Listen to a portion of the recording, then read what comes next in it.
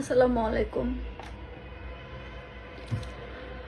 আপনারা ইতিমধ্যে অনেকেই দেখেছেন হয়তো যে সোশ্যাল মিডিয়াতে একটা ভিডিও ঘুরপাক খাচ্ছে,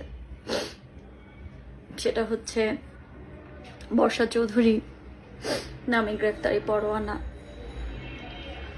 তো এটা নিয়ে আমি সেদিন কিছুদিন আগে 2 থেকে 3 দিন আগে আমার কাছে একটা ফোন আসে এবং সেই ফোনে আমাকে বলা হয় আমি যাতে করে তাৎক্ষণিক বাসা থেকে বের হয়ে যাই এবং আমি যাতে একটা সেফ প্লেসে চলে যাই। পরবর্তীতে আমি একটা সেফ প্লেসে চলে আসি, বাসা থেকে এক কাপড়ে বেরিয়ে আসি, একটা বরখা পরে বেরোয় আসি। অ্যান্ড দেন জানতে পারি রাসেল মিয়া এবং রাসেল মিয়ার কথিত সুগার মাম্মি হেলেনা জাহাঙ্গীর মিলে আমার বিরুদ্ধে একটা মিথ্যা হয়রানিমূলক মামলা করিয়েছে এবং যেই মামলার বাদীর নাম্বার মিথ্যে, যেই মামলার বাদী ঠিকানায় গিয়ে বাদীকে খুঁজে পাওয়া যায় নাই এবং সেই মামলাটা আমার যে প্রেজেন্ট অ্যাড্রেস না যাত্রাবাড়িতে করা হয়েছে না সবুজবাগ করা হয়েছে, আমার পার্মানেন্ট অ্যাড্রেস প্রেজেন্ট অ্যাড্রেস কোথাও করা হয়নি। সেটা করা হয়েছে কোথায়? হাতিরঝিল থানায়, যেখানে কখনোই আমার যাওয়া আসা বা অন্য কিছু বলেন নাই। আপনারা সবাই জানেন যে আমি অনেক ফাইট করে লাইফে এখানে এসেছি। আমার সাথে জুলুম হয়েছে, আমার সাথে অন্যায় হয়েছে, আমাকে প্রচন্ড মারধর করেছে রাসেল মিয়া, কোরআন শপথ করানো হয়েছে। আমি অনেক কষ্টে ট্রমা থেকে বের হয়েছি, আমার অসুস্থ বাবা আমার 2টো সন্তানের দিকে তাকায়া। আমি রাসেল মিয়ার যদি আমার প্রতি রাসেল মিয়া যদি ভাবে তার প্রতি এলিগেশন গুলো জন্য সে জবাব দিবে, সে আমার সাথে আদালতে জবাব দিতে পারত। সে সেটা না করে সে তার কথিত সুগার মাম্মিকে দিয়ে লোক দিয়ে মিথ্যা একটা মার্ডার মামলা করায়, যেখানে আসামি হিসেবে আমাকে দেখানো হয়। আমি রাসেল মিয়াকে এই ভিডিওর মাধ্যমে ধিক্কার জানাতে চাই। 5 তারিখে আপনি রাসেল মিয়া আমার পাশেই ছিলেন। 5 তারিখে আপনি রাসেল মিয়া আমার পাশে থেকে আপনি দেখেছিলেন আমি কি করেছি। সে video footage, CC camera footage এখনো আছে। 5 তারিখে আমি কোথায় ছিলাম, 5 তারিখে আমি কি করছিলাম। আপনি নিজে বাঁচার জন্য অন্যকে মিথ্যা অপবাদ দিয়ে খুনি সাজাবেন, এই ক্ষণস্থায়ী দুনিয়ায় আপনি বেঁচে যাবেন। মৃত্যুর পরের দুনিয়াটা নিয়ে ভাবেন কোথায় যাবেন। আমি তো আদালতে প্রমাণ করে দিব ইনশাল্লাহ। আমি কোনোদিন একটা মাছি মারা তো দূরে থাক, মানুষ তো আল্লাহ মাফ করুক, যে মিথ্যা এলিগেশন দিছেন এবং সেখানে স্পষ্ট করে আই হ্যাভ এ এভিডেন্স, যে আমি ওই ভিডিওটা আপলোড করে দিব, যেখানে স্পষ্ট করে বাদীর যেই নাম্বারটা আপনারা এজাহারে দিয়েছেন ভুল করে মিস্টার রাসেল মিয়া এবং হেলেনা জাহাঙ্গীর কথিত সুগার মাম্মি রাসেল মিয়ার, আপনার কুকর্মের কথা পুরো দুনিয়া জানে। যেখানে উল্লেখ করেছেন আমি টাকা দিয়ে নাকি ছাত্র আন্দোলনে ছাত্রদের একজন ছাত্রকে খুন করেছি, অতি দুঃখের সাথে বলতে হচ্ছে।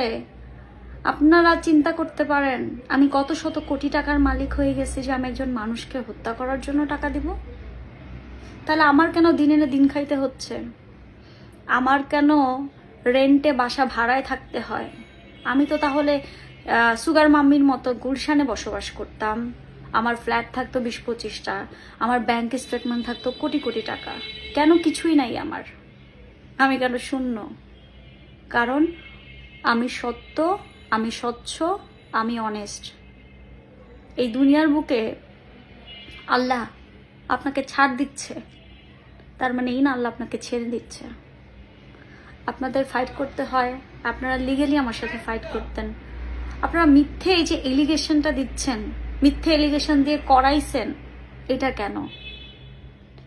রাসেল মিয়া, আপনারও তো একটা গ্রেপ্তারি পরোয়ানা বেরিয়েছে, যেটা যৌতুকের জন্য আমি করেছি, বাদী আমি নিজে বর্ষা, যেখানে স্পষ্ট করে সমন জারি হয়েছে আপনি অ্যাবসেন্স এবং আপনাকে পুলিশ খুঁজছে। তাহলে আপনি আমাকে এমন একটা মামলা দিলেন যেই মামলার এখন জামিনই হয় না। আপনারা তো জানেন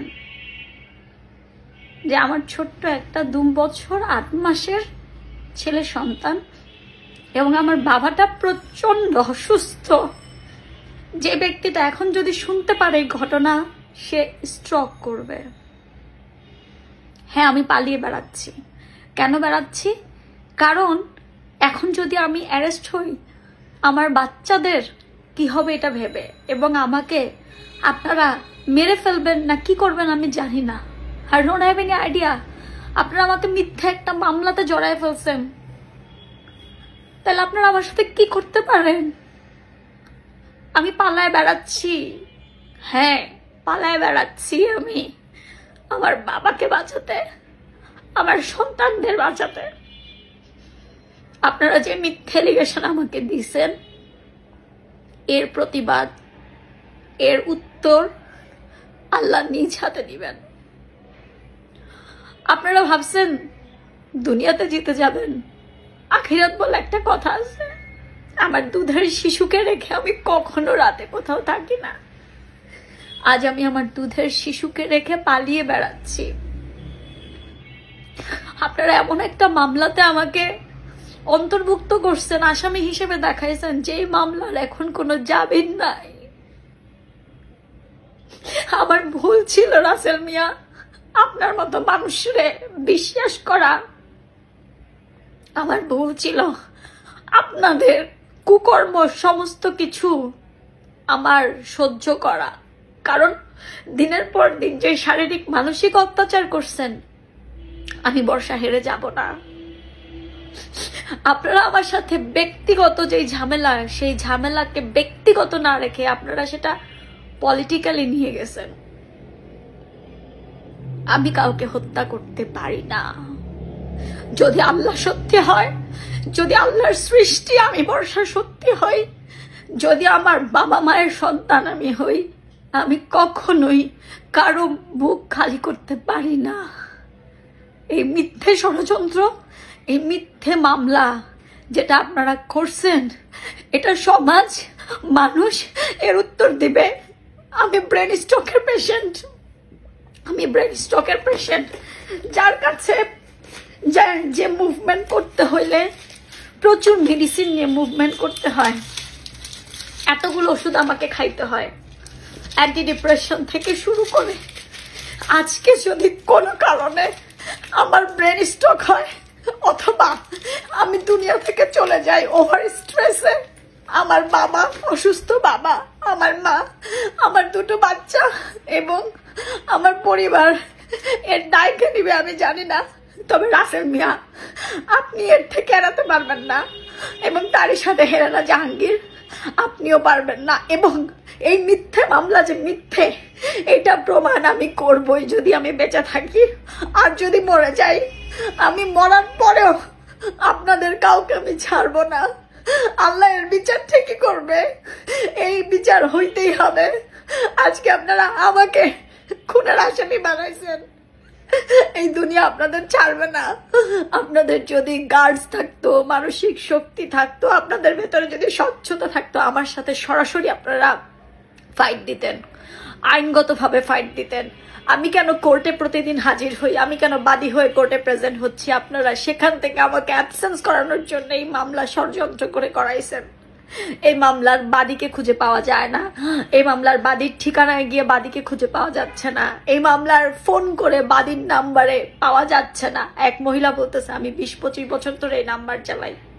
আপনারা আমাকে একটা মিথ্যে হয়রানি মামলা দিয়েছেন। রাসেল মিয়া, আপনি শিবির নেতাদেরকে ধরায় দিতেন, আমার কাছে সেগুলোর প্রমাণ আছে, এবং আপনার কথিত সুগার মাম্মির সমস্ত এভিডেন্স আমার কাছে আছে। আমি বলে যাব, কিন্তু আমি মিথ্যেকে কখনোই প্রশ্রয় দিব না। আমি সত্য নিয়ে ফাইট করব। আমার যদি জেল খাটতে হয় আমি জেল খাটবো, আমার যদি স্যালেন্ডার করতে হয় দেশে গিয়ে আমি স্যালেন্ডার করব, কিন্তু আমি এই মিথ্যে মামলার ধিক্কার জানাই। আমি এই মিথ্যে মামলার জন্য আপনাদের যাতে অনেক শাস্তি দুনিয়া এবং আখিরাতে হয় এটা আমি দেখে নিব। রাসেল মিয়া আমার এতিম বাচ্চাগুলোর বুকের থেকে আমাকে সরাইছেন। আমার অসুস্থ বাবাটারে আমি দেখতে পারি না আজকে কয়টা দিন। আমি আমার অসুস্থ বাবাটার সাথে কথা বলতে পারি না। আমাকে আপনি এমন ভাবে হেনস্থা করতেছেন, আল্লাহ আপনাকে ছাড়বে না। এই মিথ্যে মামলার, এই মিথ্যে ষড়যন্ত্র মামলার শাস্তি আপনাকে এই দুনিয়া এবং আখিরাতে ভোগ করতেই হবে। আমার এতিম বাচ্চাদের হাত থেকে আপনি বাঁচতে পারবেন না। এই দুনিয়ার বুকে আপনি কতদিন রাজত্ব করবেন? মৃত্যুর পর আমি আপনাকে ছাড়বো না কোনোদিন, কোনোভাবে না, কোনোভাবে না। আমার কিছু হলে তার জন্য দায়ী শুধু আপনি এবং আপনার কথিত সুগার মাম্মি হেলেনা জাহাঙ্গীর। এর জন্য দায়ী এই ষড়যন্ত্র করে যারা মামলাটা দিয়েছেন তারা প্রত্যেকে দায়ী। আমি বর্ষা দিনের দিন খাইছি, প্রচন্ড কষ্ট করছি, প্রচুর স্ট্রাগল করে আজকে এখানে আমি বর্ষা। আমি কেন কাজ করতেছি আপনাদের সেইটা হচ্ছে জ্বালা। আমি কেন ভালো আছি এটা আপনাদের যন্ত্রণা। মানুষ কেন আমাকে নিয়ে ভালো বলে এটা আপনাদের যন্ত্রণা। এই গায়েবী মামলা, এই গায়েবী মামলা এই সময় থাকবে না। আল্লাহ ঠিক বিচার করবে আমি বিশ্বাস করি। আমার মেয়ে স্টুডেন্টদের পক্ষে ছিল, আমার মেয়ে নিজে স্টুডেন্টদের পক্ষে ছিল। আমার পেজে সে ভিডিও আছে। আমার মেয়ে রাতের বেলা পানি দিয়ে বেড়াইছে, আমি 6 তারিখে পানি দিছি। এর আগে আমার প্রত্যেকটা ফুটেজ আছে। আপনি আমাকে খুনি বানাইছেন। আমি মরবো না ইনশাল্লাহ, আল্লাহ যেন আমাকে হায়াত দেয়। এই কষ্ট সহ্য করে এই যুদ্ধে আমাকে যেন জয়ী করে, এটা আমি আল্লাহর কাছে চাইবো। আমি আল্লাহকে বিশ্বাস করি, আমি সৃষ্টিকর্তাকে ভয় পাই। আমি আপনাদের মতো জালিম আর জুলুমকারীকে ভয় পাই না, যারা অর্থের জন্য পৃথিবীর সব করতে পারেন, যারা টাকার জন্য একটা মেয়ের জীবন শেষ করে দিতে পারেন। আজকে আমি 65 লাখ টাকা দিলে আমাকে মাথার তাজ করে রাখতেন। 5 তারিখের পর থেকে আমার সাথে যে ধরনের অত্যাচার আপনি শুরু করছিলেন রাসেল মিয়া, এগুলো আমি ভুলি নাই। এই ভিডিও পুরা দুনিয়ার কাছে যাবে। এই ষড়যন্ত্র ইনশাল্লাহ আল্লাহ রাখবে না। আমি যাব, জেল খাটবো, আমি শারীরিকভাবে অসুস্থ, আরো অসুস্থ হব, আমি মৃত্যুর সাথে পাঞ্জা দিব। আল্লাহ যেখানে মৃত্যু লিখে রাখছে সেখানে মৃত্যু হবে। আমি কাউকে ভয় পাই না আল্লাহ ব্যতীত। আপনাদের এই ষড়যন্ত্রকেও আমি ভয় পাই না, একদমই পাই না। এর বিচার আল্লাহ ঠিক করবে।